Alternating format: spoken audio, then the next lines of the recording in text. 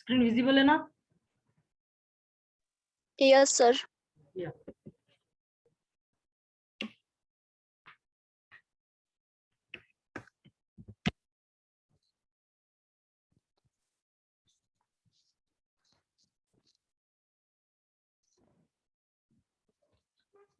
अच्छा, उनको मैसेज कर दो ग्रुप में कि जल्दी आ जाए, जल्दी ज्वाइन कर ले मीटिंग। Okay sir. या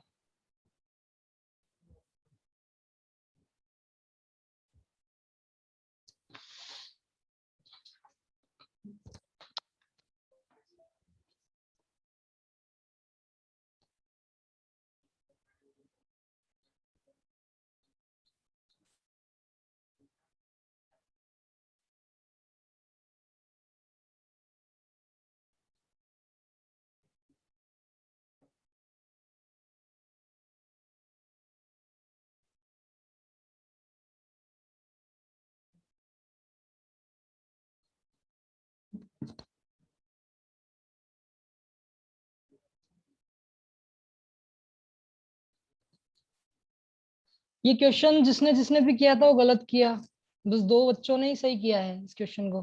थर्ड वाला दिख रहा है सबको? हेलो? नहीं दिख रहा है सर, नहीं दिख रहा है। नहीं दिख रहा है? नहीं सर।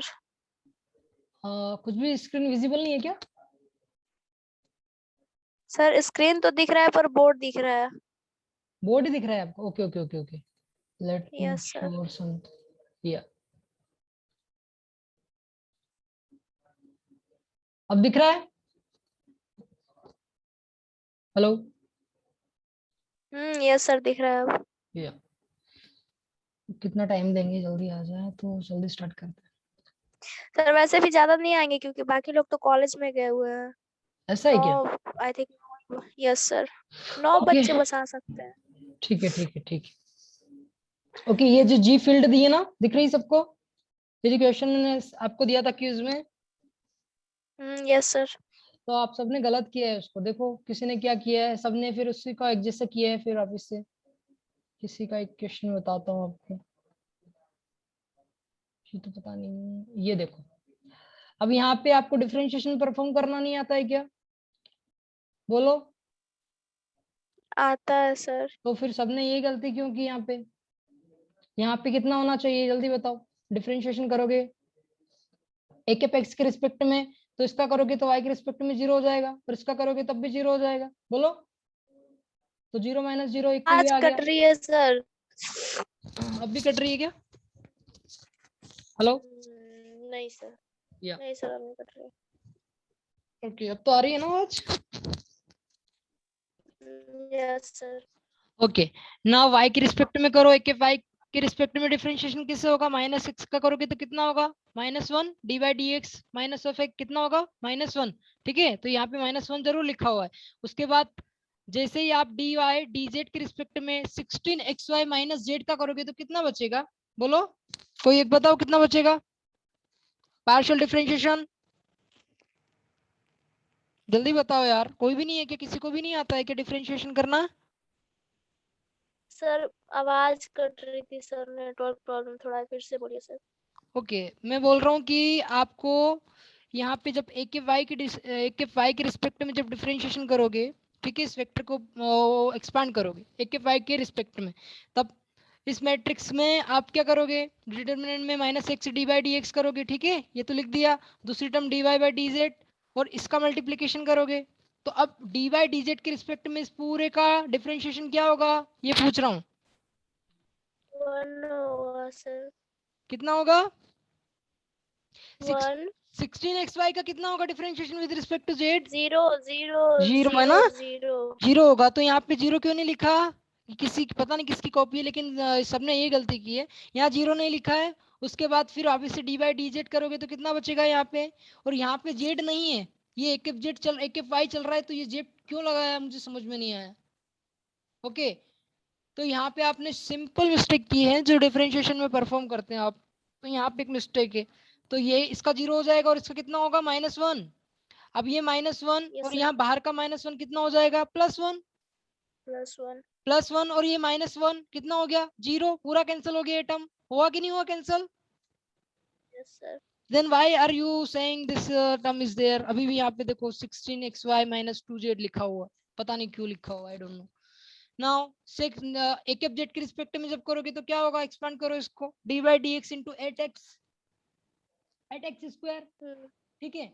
और फिर आप इससे डिफरेंशिएशन करोगे किसके रिस्पेक्ट में, dy का, तो कितना हो जाएगा, y के रिस्पेक्ट में केवल y का 1 हो जाएगा, z का 0 हो जाएगा और 16x बचा रह जाएगा।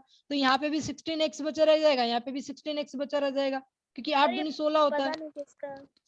नहीं ये सभी ने कॉपी किया है, इसलिए बता रहा हूँ, कॉमन है ये, पता नहीं किसका है, ये सर ऋषभ मैंने रोय तो का है। सॉल्व किया ही नहीं, मैंने दूसरे कॉपी पे सॉल्व किया है, बस दूसरे पे एमसीक्यू, बस अब वो एक एक ऑप्शन लिख दिया है बस। पर ये इतना क्वेश्चन आपने पढ़ा सबने नहीं गलत सर। किया है एक्चुअली, मैंने बहुत सो मैक्सिमम लोगों के, जब 2 जनों ने सही किए बस ये क्वेश्चन, ठीक है। सर मैंने पूरा सॉल्व किया ही नहीं है सर। ओके तुमने नहीं किया, लेकिन बाकी क्यों नहीं है यहाँ पे, बाकी अवेलेबल नहीं है क्या? सर बोल तो रही हूँ सब कॉलेज गए हुए हैं। ओके और अरे बाकी यहाँ का पे पता नहीं। पारस बैठा हुआ है, पारस ने भी नहीं किया है क्या? पारस तुम जवाब दो। विजय सिंह ने तो सही किए थे सारे। Yes sir. विजय सिंह, तो आप बताओ, सॉरी पारस आप बताओ, यहाँ पे क्या प्रॉब्लम की थी आपने? यहाँ ये एज इट इज आपने भी उतारा एक्चुअली, मैंने देखा है। और सर बाद के कुछ बच्चों ने तो ये प्रभा की कॉपी को ही मतलब उसी में एडिट करके वही भेज दिया है। या मुझे पता है पर एटलीस्ट आप कौन भेजे? ये अरे डिस्कशन है आप बाद मतलब में देख करना, लीजिए। अभी ये डिस्कशन आप बाद में करना है किसने किसने कॉपी किया है। पर मैं भी सिर्फ ये बता रहा हूँ कि सिंपल डिफरेंशिएशन आपको करना था ना, यहाँ पे आपने वो क्यों नहीं किया? अब यहाँ पे लिखा है तो 16x स्क्वायर, जबकि x बचेगा तो यहाँ पे 16x लिखना चाहिए, यहाँ पे भी 16x लिखना चाहिए, फिर दोनों कैंसिल आउट होते, तो ये पूरी टर्म 0 हो जाती, तो इसलिए इसको रोटेशनल बोलते हैं। सबने रोटेशनल जरूर लिखा है, यहाँ पे देखो नॉट रोटेशनल बोला है, पता नहीं क्या कर रहे हो सब, मुझे समझ में नहीं आ रहा है। सब कुछ तुम्हें सब बताया है फिर भी तुम सही नहीं कर रहे हो।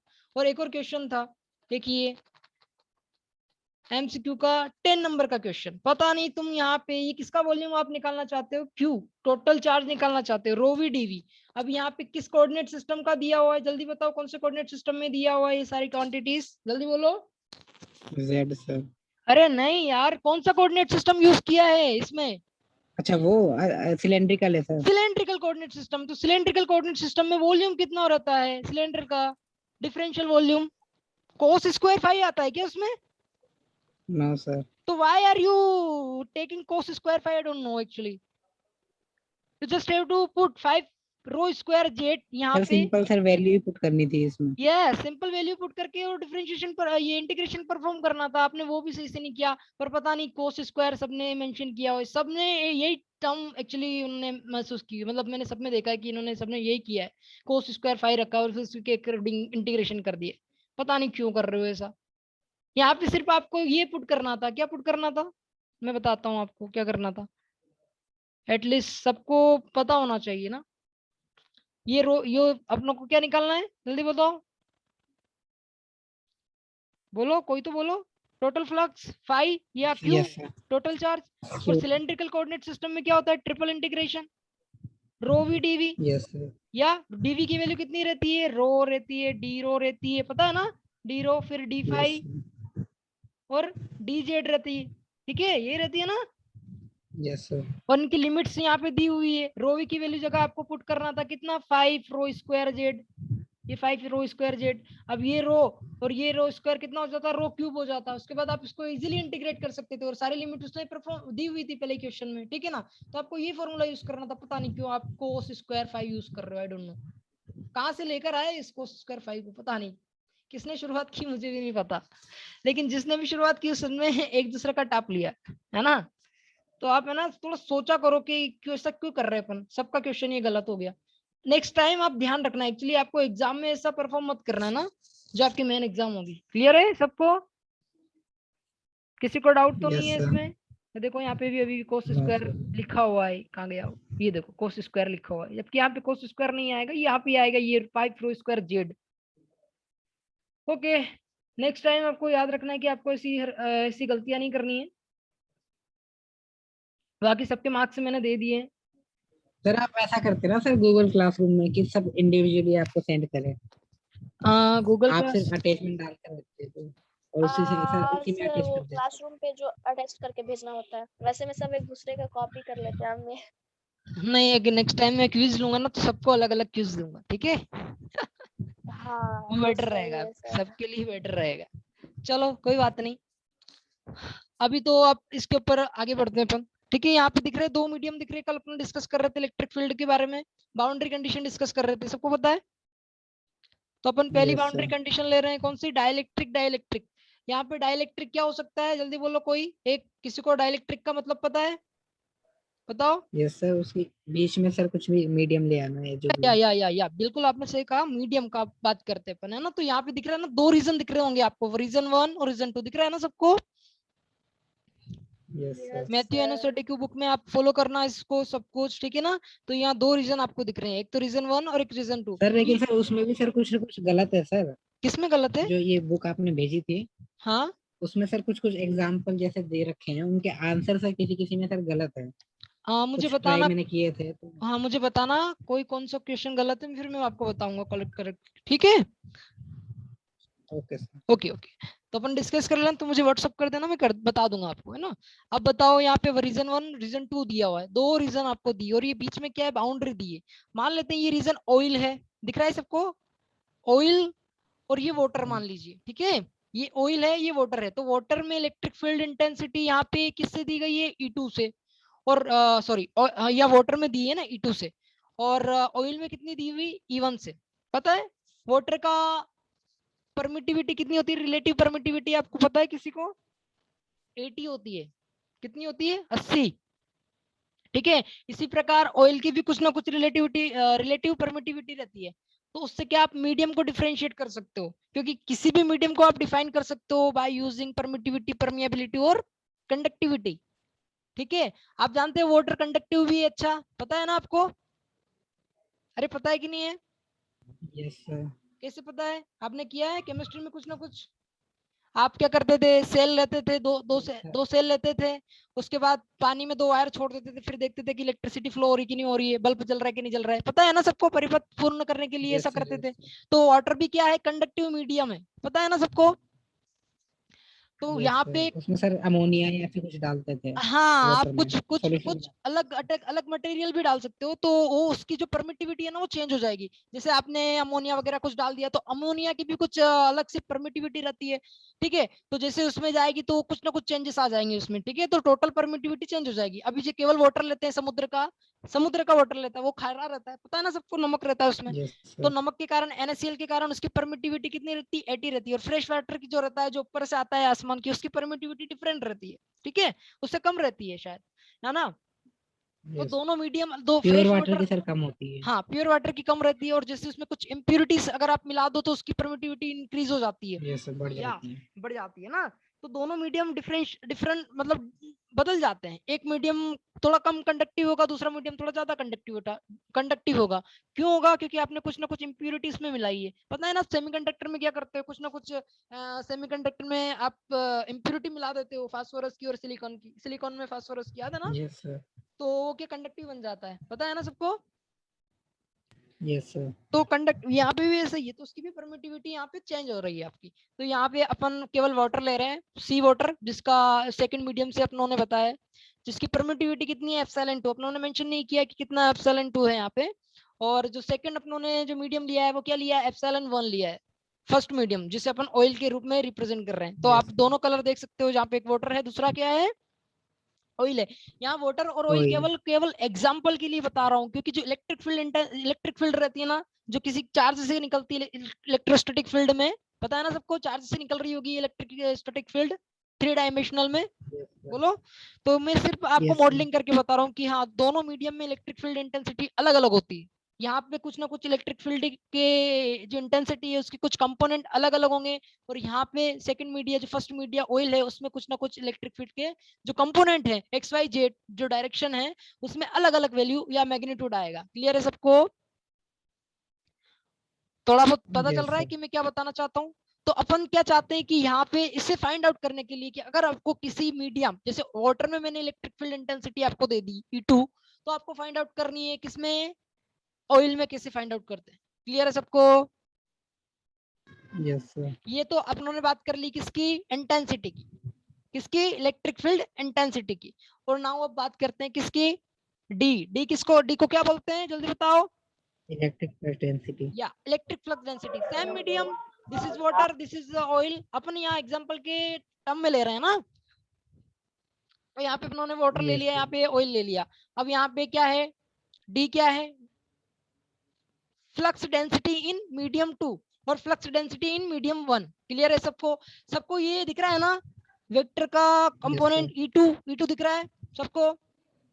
Yes, sir. या इसी प्रकार यहाँ पे आपको D2 भी दिख रहा होगा, जो रिजल्टेंट इस प्रकार से कुछ ना कुछ ऑब्लिक इंसिडेंट पे ये इलेक्ट्रिक फ्लक्स डेंसिटी आ रही होगी और ये मीडियम से टकरा रही है इस प्रकार से और फिर दूसरे मीडियम में जा रही है। ठीक है, अपनों ने पढ़ा भी था प्रकाश की वेव, जिसकी प्रकाश भी इलेक्ट्रोमैग्नेटिक वेव है। तो यहाँ पे केवल अपन स्टैटिक फील्ड की बात करते हैं, तो इलेक्ट्रिक फील्ड की बात कर रहे हैं। क्लियर है? तो वो भी अपनों, अब वो भी कहीं ना कहीं से आ रही है और इस मीडियम से टकरा रही है और फिर दूसरे मीडियम में जा रही है। तो अपन चाहते हैं कि इस मीडियम में अगर इलेक्ट्रिक फील्ड दी हो तो आप दूसरे मीडियम में कैसे फाइंड आउट करते हैं? तो अपनों को पता है दो नियम, एक तो क्या कहते हैं उसको, del cross e equal to 0, सबको पता है ना? बोलो। Yes, sir. Del cross e किससे कैसे आता है? Integration of e dot dl, पता है? Integration of e Yes, sir. Dot dl, जहाँ पे डीएल का मतलब लेंथ है, डिफरेंशियल लेंथ। तो यहाँ पे अपन उसकी वजह, उसके थ्रू आप इसको लेकर आएंगे कि किस प्रकार दोनों में रिलेशन ड्राइव कर सकते हैं। जैसे रिलेशन ड्राइव हो जाएगा तो E2 और E1 में संबंध आ जाएगा, और E2 से अगर आपको E2 पता है तो E1 मिल जाएगा, E1 पता है तो E2 मिल जाएगा, ऐसा। तो यहाँ पे आप देख रहे हो क्या कि जो रिजल्टेंट इलेक्ट्रिक फील्ड इंटेंसिटी है इन वाटर, इस कितनी है? E2 दिख रहा है सबको? ये E2। Yes, sir. और अपन क्या कर सकते हैं, किसी भी अगर कोई वेक्टर आपको दिया हो तो आप उस वेक्टर को दो कंपोनेंट में डिवाइड कर सकते हो, पता है ना? एक तो उसके नॉर्मल कंपोनेंट में, दूसरा कौन सा? टेंजेंशियल कंपोनेंट में। तो आपको दिख रहा होगा यहाँ पे E2n लिखा हुआ है और दूसरा E2t लिखा हुआ है। यहाँ पे 2 रिप्रेजेंट करता है मीडियम को और n रिप्रेजेंट करता है नॉर्मल कंपोनेंट। नॉर्मल क्यों बोला? क्योंकि ये बाउंड्री के नॉर्मल है, दिख रहा है सबको? नॉर्मल है, माने 90 डिग्री है, 90 डिग्री परपेंडिकुलर है। और E2t जो दिख रहा है, E2t वो क्या है? Electric field intensity in medium 2, जो टेंजेंशियल कंपोनेंट है, जिनके बीच में एंगल कितना है? बाउंड्री और इस वेक्टर के बीच में 0 डिग्री। दिख रहा है सबको? Yes, sir. या तो आप देख सकते हो कि क्या E2 जो इलेक्ट्रिक फील्ड इंटेंसिटी थी अपनों ने उसके दो कंपोनेंट कर लिए, एक तो E21 सॉरी E2t और E2n, नॉर्मल और tangential component in medium 2। Similarly आप जैसे इलेक्ट्रिक फील्ड इंटेंसिटी आप सेकंड मीडियम में जाते, फर्स्ट मीडियम में जाते तो एज इट इज आप उसको भी रिजोल्व कर सकते हो। कोई तो नहीं है ना? ठीक है, रिजोल्व कर सकते हो कैसे? Tangential component as well as normal component. Normal. अब यहाँ पे देखो, ये जो नॉर्मल कंपोनेंट है ना, ये नॉर्मल कंपोनेंट को आप यहाँ पे भी लिख सकते हो एज इट इज। ठीक है, तो वो पैरेलल है दोनों के दोनों नॉर्मल कंपोनेंट, तो आप इसको कहीं भी लिख सकते हो, बात बराबर ही है। सबको क्लियर है? Yes, sir. या अब अपनों को बाउंड्री कंडीशन फाइंड आउट करनी है, तो अपन जानते हैं ई डॉट डीएल बराबर क्या होता है? 0 होता है, सबको पता है ई डॉट डीएल बराबर 0। Integration of e dot DL, बोलो। ये Yes, पता है sir, ना? zero. ये सबको पता है ना? Integration of Yes. E dot dl equal to 0। तो अपनों को क्या चाहिए? पाथ चाहिए, एल। एल का मतलब क्या होता है बताओ? Length. लेंथ नहीं, पाथ, पाथ ऑफ इंटीग्रेशन, पता है ना? मैंने बताया था आपको कि ये लाइन इंटीग्रल है, तो लाइन इंटीग्रल में अपन क्या फॉलो करते हैं? लाइन या Yes, पाथ sir. फॉलो करते हैं। तो अपनों को पहले पाथ Yes, sir. डिफाइन करना पड़ेगा उस बाउंड्री में, जो बाउंड्री आ रही है ना, उस बाउंड्री में अपनों को पाथ डिफाइन करना पड़ेगा। तो अपनों ने यहाँ पे दिख रही है आपको लूप दिख रही है, एक रेक्टेंगुलर लूप दिख रही है ना सबको? ये Yes, sir. तो इसे अपन पाथ बोलते हैं। क्या बोलते हैं? पाथ बोलते हैं, जिसके अकॉर्डिंग अपन क्या करेंगे? इंटीग्रेट करेंगे ई डॉट डीएल को, ताकि अपनों को किस में रिलेशन मिल जाए? ई फर्स्ट और सेकंड मीडियम में। ओके, तो अब यहाँ पे मैं पहले डिफाइन कर देता हूँ। ए बी सी डी क्या है? 4 पॉइंट है, a b c d 4 point है। ठीक है, तो अपनों ने ये पाथ लिया है जो पहले मीडियम में भी है और दूसरे मीडियम में भी है, ऑयल में भी है और वाटर में भी है। दिख रहा है ना दोनों को? Yes, sir. अब यहाँ पे अपनों ने लेंथ और इस रेक्टेंगुलर जो पाथ अपनों ने लिया है उसकी लेंथ और हाइट अपन डिफाइन कर लेते हैं। तो लेंथ को रिप्रेजेंट कर दिया किससे? डेल डब्ल्यू से, डेल डब्ल्यू से। और इसकी विड्थ यानी हाइट, इसको किसको रिप्रेजेंट किया है? डेल एच से। क्लियर है? अरे बोलो, कहाँ गए सब? एनीवन इज देयर और नॉट? हेलो रंजन, आवाज आ रही है क्या? Yes sir. Yes, sir, आ रही। या तो बोलते रहो ताकि मुझे पता चलेगा कि हाँ आप यहीं पे ही हो। ठीक है, तो अपनों ने यहाँ पे इसकी लेंथ और हाइट डिफाइन कर ली है। अब अपन क्या कर सकते हैं कि यहाँ पे अपनों को पता है ये कौन सा कंपोनेंट है, टेंजेंशियल कंपोनेंट किधर रहेगा, जल्दी बताओ, टेंजेंशियल कंपोनेंट किधर रहेगा, इस डायरेक्शन में रहेगा। Yes sir. या अब अपन इसको करने के लिए क्या करते हैं, थोड़ा व्हाइट बोर्ड का यूज करते हैं। ओके, तो ये अपनी बाउंड्री है, सबको दिख रहा है ना बाउंड्री। Yes sir. या अपन को कुछ नहीं करना है, लाइन इंटीग्रल परफॉर्म करना है इसमें। ई डॉट डीएल क्या परफॉर्म करना है, e dot dl equal to 0, ये लाइन इंटीग्रल, और यहाँ पे क्लोज लाइन इंटीग्रल। क्लोज का मतलब समझ रहे हैं, ये लूप क्लोज है, इसलिए यहाँ पे पूरा का पूरा डिफाइन कर दिया अपनों ओके। अब यहाँ पे अपनों ने क्या पहले इलेक्ट्रिक फील्ड डिफाइन करी थी जिसका टेंजेंशियल कंपोनेंट ऐसा था, दिख रहा है सबको, ईटी, बोलो ET1, यस सर। ET2, उसको ऐसे नाम दे Yes, देता हूँ sir. मैं ET2। और इसका टेंजेंशियल कंपोनेंट क्या है सेकंड मीडियम में, फर्स्ट मीडियम में ET1, ठीक है। अब यहाँ पे ये बताओ पाथ की लेंथ कितनी है, W, मैं W एज्यूम कर रहा हूँ डेल W, ठीक है। और यहाँ पे कितनी हाइट है, डेल H, डेल H। तो अपनों को कितने, इस इंटीग्रल को कितने पार्ट में डिवाइड करना पड़ेगा, पूरा इंटीग्रेशन करने के लिए 4 पार्ट में। 4 पार्ट में कैसे, पहले रीजन A to B, फिर रीजन B to C, और C to D, D. और फिर again D to A। Clear है सबको। A. तो अपनों ने यहाँ 4 इंटीग्रेशन ले लिए, 1 इंटीग्रेशन, 2 इंटीग्रेशन, 3 इंटीग्रेशन, और ये 4 इंटीग्रेशन, सबको क्या कर देंगे, ऐड कर देंगे।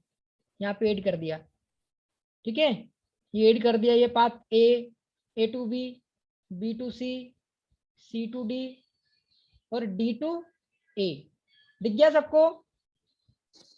तो अपनों को ऐसे ही फॉलो करना है, ठीक है। तो पहला अपन पाथ लेते हैं, पहला पाथ कैसे लेते हैं, कौन बताएगा पहला पाथ कैसे लें, जल्दी बताओ, बोलो कोई तो बोलो। चलो मैं बताता हूँ पहला, ठीक है। अपन इस डायरेक्शन में ले रहे हैं, पहले ही अपन डायरेक्शन डिफाइन कर देते हैं इसकी, ऐसी डायरेक्शन है, ओके। अब पाथ A to B, तो अपनों को पता है कि यहाँ पे डेल W दिया, तो इंटीग्रेशन लेने का मतलब नहीं है, डायरेक्ट अपन डेल W ले सकते हैं, डेल W डॉट E। अब यहाँ पे डेल W के पैरेलल कौन सा वेक्टर है, B का, जल्दी बताओ, पाथ AB के लिए, AB पाथ के लिए, जल्दी बताओ कोई तो बताओ, कौन सा कंपोनेंट ले, नॉर्मल कंपोनेंट लेंगे कि टेंजेंशियल कंपोनेंट लेंगे, Tangential, sir. यस टेंजेंशियल में कौन सा कंपोनेंट लेंगे, ET1 की ET2, 81 लेंगे सर। Yes ET1। क्यों लेंगे ET1, ET1 इसलिए लेंगे क्योंकि पाथ AB किस मीडियम में, पहले वाले मीडियम में, पहले वाले में। आ गया समझ में। और सेकंड मीडियम में क्या Yes, है, ET2 है, टेंजेंशियल yes, कंपोनेंट। नाउ अब अपनों को सारे पाथ को क्या करना है, ऐड करना है। तो पहला पाथ अपनों ने डिफाइन कर लिया, अब इसका डायरेक्शन किधर लिया है अपनों ने, AB की ओर, तो अपन इधर पॉजिटिव मान रहे हैं ना, क्योंकि ET का डायरेक्शन भी पॉजिटिव ही है, दिख रहा है सबको, ET1 का yes, sir. डायरेक्शन और AB का डायरेक्शन सेम है, इसलिए अपन साइन पॉजिटिव ले रहे हैं। नाउ नेक्स्ट वन क्या, नेक्स्ट लेंगे BC, BC दिख रहा है ना सबको, पाथ BC के लिए क्या होगा, Yes, जल्दी sir. बताओ। चलो मैं डेल एच लिख देता हूँ, बताओ कौन सा कंपोनेंट लेना है मुझे इलेक्ट्रिक फील्ड का। सर ये आपने क्या लिखा हुआ है, डेल एन है, ये क्या लिखा है सर आपने, डेल एन। डेल एच है actually, del h, del h है। है। हाँ बाउंड्री तक आपको लेना है ना, बी टू सी है ना जो पूरी बाउंड्री है, उसमें एक यहाँ पे डिसकंटिन्यूटी है, पता है ना, ये डिसकंटिन्यूटी है। तो यहाँ पे भी आपको एक पॉइंट लेना है, क्या लेना है, ई लेना है, ठीक है, ई लेना है, और यहाँ पे एफ ले लेना है, दोनों डिसकंटिन्यूटी पॉइंट जो है यहाँ पे ई और एफ लेना है। तो अपनों को पहले इंटीग्रेशन कैसे करना है, बी बाय ई, तो यहाँ से बताओ बी की डिस्टेंस कितनी है, डेल एच बाई टू कर दूं, del h by Yes, two, sir. Del h by two, दिख रहा है ना, समझ में आ रहा है ना, ऐसा क्यों किया, Yes, sir. क्योंकि डिसकंटिन्यू पाथ है दोनों में, यहाँ पे बाउंड्री आ गई ना बीच में, तो अपनों को पूरा, अब यहाँ पे कंटिन्यू था तो अपनों ने पूरा ले लिया, अब यहाँ पे डिसकंटिन्यू तो हमने पहले हाफ ऑफ कर दिया हाँ है। हाफ ऑफ कर लिया। तो इस मीडियम में बी टू ई पाथ कितना होगा, टोटल बीसी पाथ निकालने के लिए कौन सा कंपोनेंट लूं इलेक्ट्रिक फील्ड का, जल्दी बताओ, EN1 लूं या EN2 लूं, सर पहले वाले में तो सर EN1 लो गया। यस यस यस बिल्कुल सही, कितना लूंगा, EN 1, okay, en1, yes, en1 है ना, ये en1 ले लिया। अब मुझे बताओ साइन कौन सा लेना है, पॉजिटिव लेना है नेगेटिव लेना है, देख के बताना मुझे। यहाँ पे इसका साइन ऊपर है और उसका साइन नीचे है, बताओ कौन सा साइन लूं।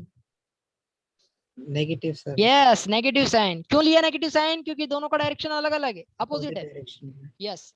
अब नाउ अगेन टेक पॉजिटिव, इसको कोष्टक में डाल देता हूँ, फिर बाद में अपन सम कर लेंगे। अब इसके बाद EC path, total BC path के लिए अपन ले रहे हैं ना, तो ईसी वाला पाथ बताओ, इसी के लिए क्या लूंगा। सर Let इसीलिए en2 en2 dot del h by two, यहाँ पे डेल एच बाई टू नहीं लगाया, sorry, del h by two भी है ना, del h by two. Clear है सबको। Yes sir. Yes, del h by two. अब यहाँ पे डेल एच बाई टू भी ले लिया। आप मुझे डायरेक्शन बताओ क्या होगी, क्योंकि डायरेक्शन तो हमेशा सेम ही रहेगी। यहाँ पे बताओ जल्दी से डायरेक्शन क्या होगी pn2 की, पॉजिटिव और नेगेटिव। ये सर ये पॉजिटिव हो गया सर। पॉजिटिव होगी पक्का, देखो ना इसकी डायरेक्शन भी नीचे ही है, अभी तो नीचे ही डायरेक्शन है बीसी की, क्योंकि अपन अच्छा ये हाँ आपने दोनों पार्ट का सर बताया है तो फिर हाँ सर नेगेटिव आएगा। यस, क्योंकि en2 की डायरेक्शन देखो ऊपर की ओर है, दिख रहा है सबको। अच्छा sir, yes sir. Yeah that's why we are taking negative sign here. Yes, now अपनों ने कहां से कहां तक कर लिया, a to B B to c, ये पूरा हो गया a to B B to c है ना। अब मुझे बताओ सी टू डी क्या होगा, सी टू डी जल्दी बोलो। ये सर en2 होगा, ये en2 en नहीं होगा सर, et2 होगा ये। ET2, yes, ET2, to ET2 sign बताओ। et2 ये sir negative. Negative, y negative, sir a b because a b की मतलब एंटी डायरेक्शन है। एंटी डायरेक्शन है। क्लियर है सबको। Okay, now yes next one क्या होगा अपना D2F, क्योंकि पूरा पाथ क्या है D1, डिसकंटिन्यूटी पॉइंट आ गया ना फिर से बाउंड्री के बीच में। Yes sir. यस, तो अपनों को क्या लेना है, D2F लेना है। तो अब बताओ D2F में मैं क्या लिखूं, जल्दी बताओ। पहले en2 En2, okay, dot En2 dot dot h/2। Del h by two, del h by, अच्छा डेल h/2 हाँ, डायरेक्शन नेगेटिव पॉजिटिव, ऊपर के नीचे, पॉजिटिव सर। कौन सी, पॉजिटिव। पॉजिटिव लेना है, क्योंकि दोनों की डायरेक्शन सेम है, ये भी ऊपर है और सेम। डायरेक्शन भी इलेक्ट्रिक फील्ड नॉर्मल कंपोनेंट का वो भी ऊपर है। अब नाउ लास्ट, अब लास्ट और बचा हुआ है अपने पास, जल्दी बताओ F2A क्या लेना है। ये sir en1 dot del h/2 yes, En1 positive में En1 dot del h by dot two. Del h/2। Okay okay okay okay, बराबर कितना होना चाहिए, टोटल हो गया ना, सारा पाथ ले लिया अपनों ने, A to B B to C C to D और D2A, ठीक है। तो ये चारों पाथ हो गए। चारों पाथ किसके बराबर होंगे, इंटीग्रेशन अपनों को पता है, line integral e dot dl क्या होता है, 0। That's why we are yes sir. Taking right hand side 0। सबको पता चल गया 0 का मतलब। Yes sir. या अब अपनों को क्या करना है, यहां तक अपनों ने कैलकुलेट कर लिया है, ठीक है।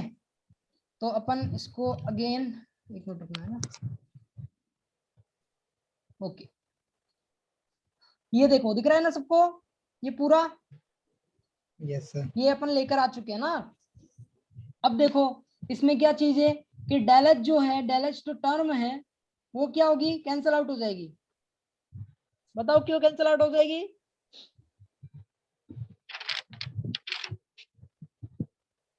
किसी को सर आइडिया समझ है। नहीं आया सर ये।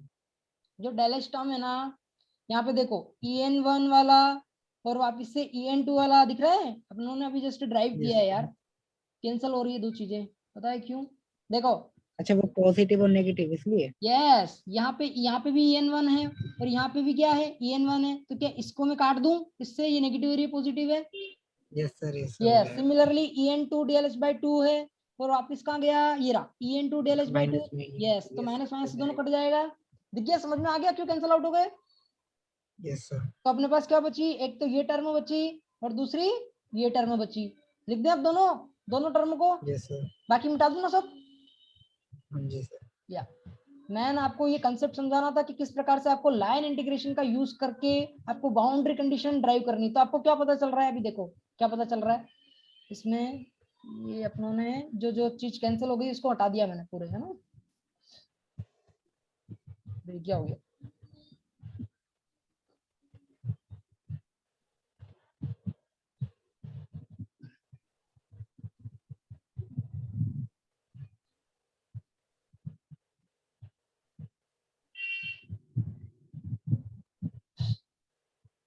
चलो अब दिख रहा है ना सबको, यहाँ पे ये टर्म बराबर किसके? 0 के, है ना? बोलो, आया ना? Yes sir. या तो इसको थोड़ा सही से लिख देते हैं अपन। क्या बनेगा? ET1 क्या डेल डब्ल्यू दोनों में कॉमन निकाल लो क्या? Yes sir. या इतना से बचा रह जाएगा। 82 yes sir. Yes, del W बराबर कितना? 0। तो अब ये डेल डब्ल्यू 0 चला जाएगा, तो यहाँ पे कुछ नहीं रहेगा, ठीक है। और बराबर के उधर ET2 को भेजेंगे तो क्या हो जाएगा? ये बराबर हो जाएगा। Yes sir. या 81 is equal to 82। ET2 इसका मतलब क्या है? कौन बताएगा? सर दोनों मीटर नहीं सर, इसका मतलब सर सेम है वो दोनों। हाँ, इसका मतलब क्या है? इसका मतलब ये है कि ये जो बाउंड्री कंडीशन अपने ली थी ना, इसमें जो टेंजेंशियल कंपोनेंट था E2 का, इलेक्ट्रिक फील्ड इंटेंसिटी का, ET2, yes sir.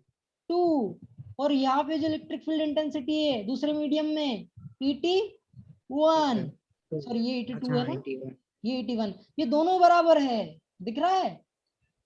Yes sir. तो आपके एक चीज तो क्लियर हो गई कि आपको केवल टेंजेंशियल कंपोनेंट फाइंड आउट कर लेना है अगर इलेक्ट्रिक फील्ड आपको दी हुई है। क्या दी हुई है? अगर electric field, total electric field दी हुई है ना किसी मीडियम में, तो उसको अगर टेंजेंशियल कंपोनेंट आप निकाल लो, क्या निकाल लो?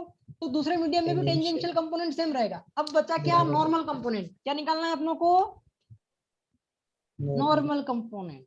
तो नॉर्मल कंपोनेंट को किस प्रकार से अपन डील करते हैं वो अपन देखते हैं, ठीक है? समझ में आया? किसी को डाउट है क्या?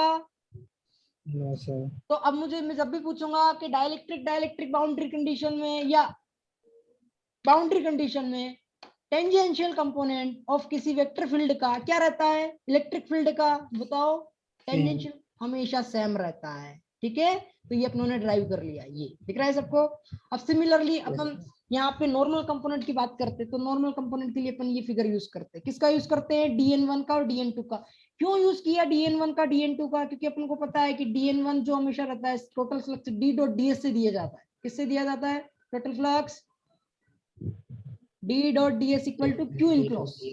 अपनों को पता है कि यहाँ पे अगर कोई कंडक्टिव बाउंड्री है, मान लेते हैं यहाँ पे ऑयल और वाटर की जगह कोई ऐसी बाउंड्री मैंने डाल दी जहां पे चार्ज का एक्यूमुलेशन हो गया। कहाँ? ये दिख रहा है ना सबको? पहले मैं सबको डिफाइन कर देता हूँ, उसके बाद में आपको बताऊंगा मैं क्या कहना चाहता हूँ, ठीक है। तो D2 आपको पता चल रहा है और D1 आपको पता चल रहा है, सेम इलेक्ट्रिक फील्ड है ना, एज इट इज आपको कंपोनेंट में रिजर्व कर लेना। ये हो गया, आपको समझ में आ गया कैसे रिजर्व किया दोनों मीडियम में? Yes sir. Yes, okay. तो अब अपन क्या लेते हैं, जैसे अपन ने लाइन पाथ लिया था। क्यों लिया था लाइन पाथ? क्योंकि अपन जानते हैं E.dl से, बोलो, E.dl का यूज किया था, है ना। सिमिलरली अब अपनों को D के टर्म में यूज करना, तो D वाला फॉर्मूला अपना अपना माइंड में एक ही है, कौन सा है? हाँ, D.ds equal to Q enclose. अब D.ds में क्या आता है बताओ? ds आता है। कौन सी आती है? सरफेस। इसमें लाइन इंटीग्रल था इसलिए अपनों ने लाइन पाथ यूज किया। इसमें सरफेस इंटीग्रल है तो अपनों को सरफेस लेना है। यस, तो सर इसमें सर एरिया ले लेंगे सर। यस यस, बिल्कुल अपनों को एरिया लेना है। तो यहाँ पे देखो अपनों ने क्या किया, इसमें दो चीजें अपनों ने सिलेंड्रिकल एरिया लिया, दिख रहा है ना सबको? एक डेलस लिया है ऊपर वाला, सिलेंडर टाइप दिख रहा है, और अपनों ने छोटा सा मीडियम ले लिया। जैसे यहाँ पे लाइन पाथ लिया था ना, एज इट इज अपनों ने एक छोटा सा सिलेंडर लिया है इस दोनों पाथ, दोनों मीडियम के बीच में, जहाँ पे अपनों ने डेलच उसकी हाइट रखी है और उसका एरिया कितना रखा है? डेलस। डेलस, ये डेलस यहाँ पे भी सेम है, यहाँ पे भी सेम है और यहाँ पे भी सेम है, यानी कि तीनों जगह सेम है। पता चल रहा है ना आपको? Yes sir. क्योंकि जो सिलेंडर बना है वहां पे जहाँ पे भी सर्कल बनेगा उसका एरिया हमेशा सेम रहेगा, क्योंकि सिलेंडर की radius through out the cylinder same रहती है ना। तो अपनों ने यहाँ पे सिलेंडर ले लिया है और अपनों ने उसका सरफेस, क्योंकि अपनों को पता है कि जब इस इंटीग्रल का यूज करते हैं तो अपनों को क्लोज सरफेस लेना पड़ता है। दिख रहा है ना? ये क्लोज सरफेस का मतलब समझ में आता है ना? जैसे अपनों ने क्लोज पाथ लिया था यहाँ पे, सिमिलरली अपनों को क्लोज सरफेस लेना पड़ेगा। तो क्लोज सरफेस को अपनों ने कैसे डील किया? सिलेंड्रिकल बॉक्सेस से। अपनों ने देखा है बहुत सारे सरफेस होते हैं सिलेंडर के। कितने सरफेस होते हैं? 3, टॉप बॉटम और एक और कर्व्ड, ना। एक तो ये टॉप हो गया, ये बॉटम हो गया, और तीसरा कौन सा है? कर्व। 3 सरफेस है, तो ये तीनों सरफेस को अपनों ने मिला दिया तो क्लोज सरफेस बन जाएगी। जी sir. That's why we are taking close surface del dot ds, क्योंकि यहाँ पे इंटीग्रेशन में मेंशन है कि अपनों को क्लोज सरफेस लेना है, पाथ कौन सा लेना है, close surface, that's why we are taking cylinder. अब अपन इसको डिफाइन कर लेते हैं, कैसे डिफाइन करेंगे। अब देखो यहाँ पे अपन जानते हैं किसी भी इलेक्ट्रिक फील्ड रहती है, एक मिनट है ना, मेरी थोड़ी सी वॉइस कटेगी, ओके एक मिनट।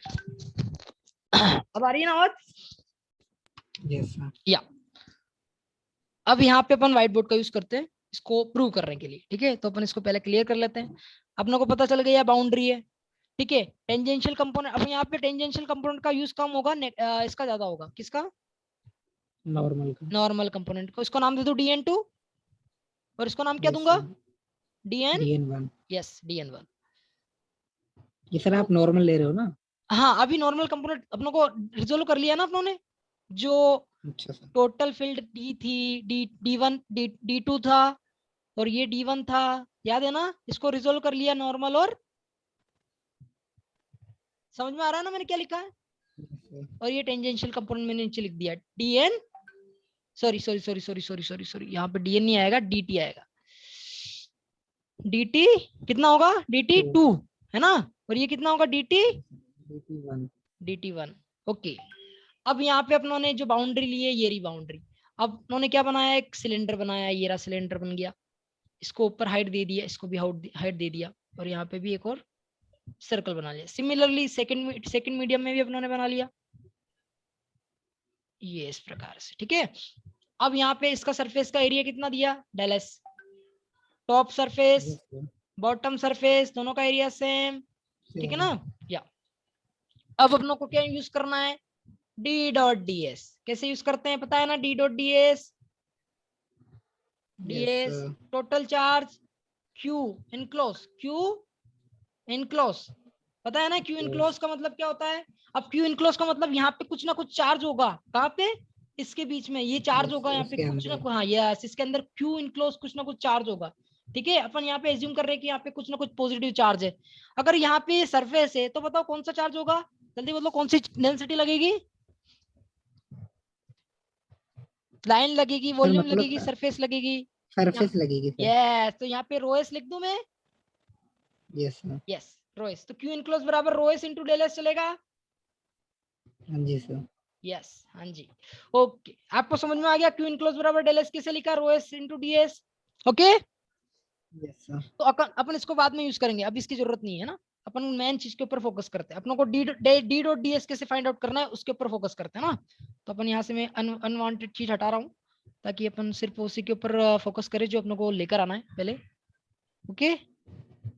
या ओके तो अपनों को पता चल गया कि ये बाउंड्री है, इस बाउंड्री में कुछ ना कुछ चार्ज यहाँ पे एक्यूमुलेट हो गए, जैसे बादलों में चार्ज एक्यूमुलेट हो जाता है ना, सिमिलरली आप मान सकते हो, क्योंकि बादल जो रहते हैं डिफरेंट लेयर रहती है, एक अलग अलग प्रकार की लेयर से रहती है ना, जिसे अपन धरती से ऊपर जाते हैं, पता है ना।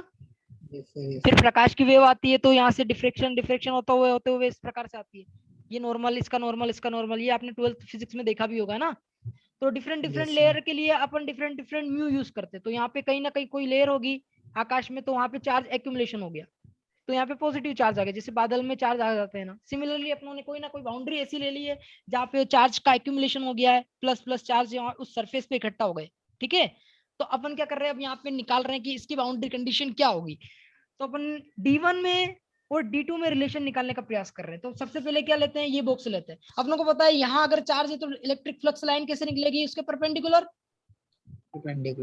यस निकलेगी। तो अब मुझे बताओ इस इनक्लोज सरफेस में से कितना चार्ज बाहर निकलेगा, एक तो डी निकलेगा, क्योंकि देखो यहाँ पे चार्ज का पूरा वॉल्यूम सेम है ना। तो अपनों को पता है कि यहाँ पे जो चार्ज निकलेगा, जो लाइंस निकलेगी फ्लक्स लाइन, वो dn2 के बराबर